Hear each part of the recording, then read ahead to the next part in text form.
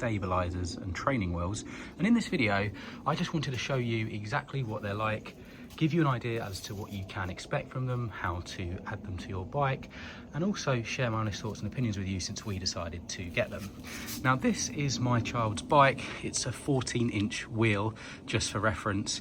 And yeah, he's just started on this bike from a balance bike, and we just noticed we weren't having much fun trying to get him to learn how to pedal. So we thought we'll get some stabilizers, he'll learn how to pedal, and then we can kind of go from there. Now, the stabilizers themselves, they come deconstructed, so you do need to set them up, but you do get an instruction manual, and it is relatively straightforward.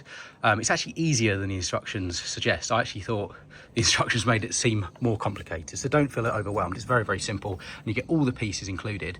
Basically, all you have to do is thread the wheel through onto this attachment here. As I say, you get the screws included. Make sure you use the spanner included as well. So you tighten all that up, and then you basically have to release the back axle nut, I think it's called, and then you put this on, and then you basically put the nut back on over the top. So really simple. You obviously do that both sides, and then just make sure that the back wheel isn't obviously off the floor and they're kind of even in position.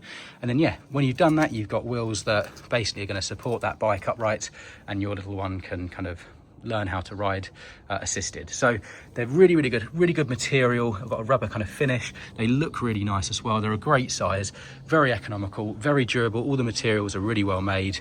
They're completely adjustable. So you'll see here, depending on the size of your bike or your kid's bike, you can adjust kind of how high that needs to go. So as an example, if you've got a say 16-inch tire, you'd obviously just be using this here instead of this kind of section here.